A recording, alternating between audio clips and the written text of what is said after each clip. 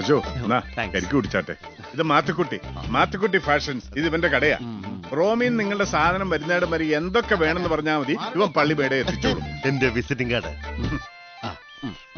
നാട്ടിൽ അറിയപ്പെടുന്ന ഒരു അല്പനാണല്ലേ? അങ്ങനെയൊന്നുമില്ല, ഇതെന്റെ കടയാ. നിന്റെ തന്നെ വെച്ചു. താങ്ക്സ്. നിങ്ങള് റോമിൽ പോയിട്ട് എത്ര കാലമായി? റോമിൽ ഞങ്ങള് പോവും പുറത്തിറങ്ങും.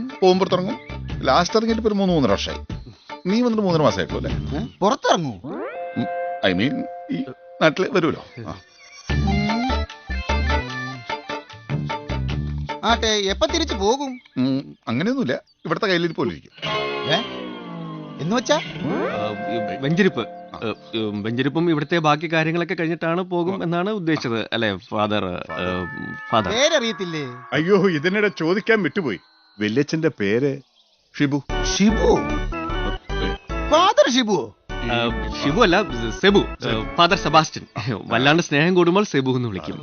കൊച്ചച്ഛന്റെ പേരെന്താണ്? Father Paul. ഓ, സെബാസ്റ്റ്യൻ പോൾ. അപ്പൊ നിങ്ങൾ എറണാകുളംകാരാ? അത് ഇതെനിക്ക് ഇങ്ങനെ മനസ്സിലായി. അങ്ങനെ തന്നെ വേണോ? അപ്പം വട്ടപ്പേര്?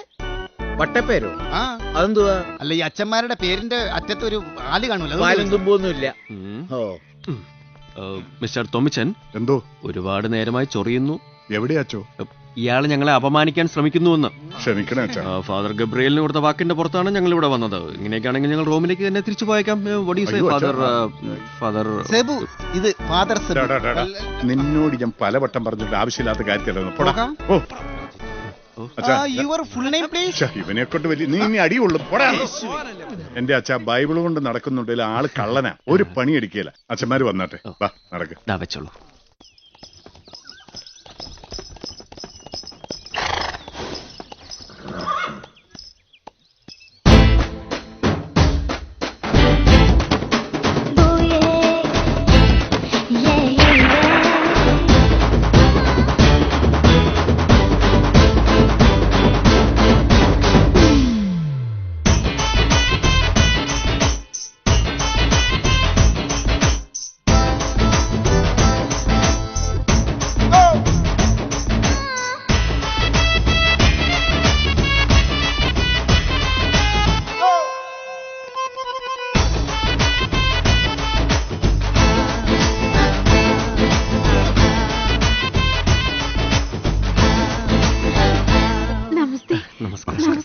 ആരാ?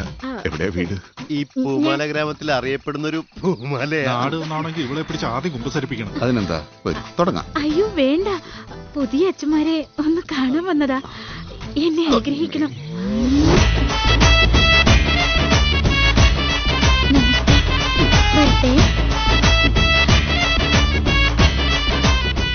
ഒരു നീണ്ട കുമ്പസാരം തന്നെ വേണ്ടിവരും. അച്ഛന്മാര് വന്നട്ടെ, ബാബാ. മഴ വന്ന് തോർന്ന പോലെയായി. എന്റെ ഈശോയെ, ദൈവമേ.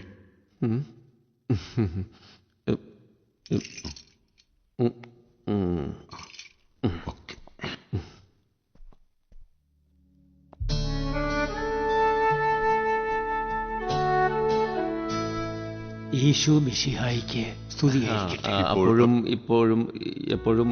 എന്താ വല്ലപ്പോഴും കൂടെ പറ. ഇപ്പോഴും എപ്പോഴും സ്തുതിയായിരിക്കട്ടെ. സ്തുതിയല്ലേ.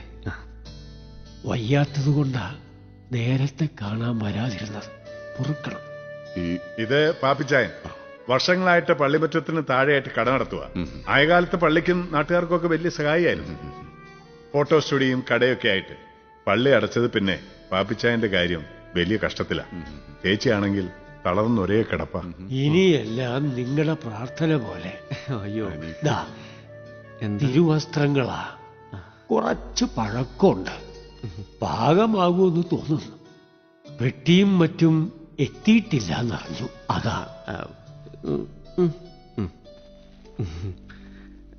വന്നാട്ടെ, ഇങ്ങോട്ട് വന്നാട്ടെ. ശരി.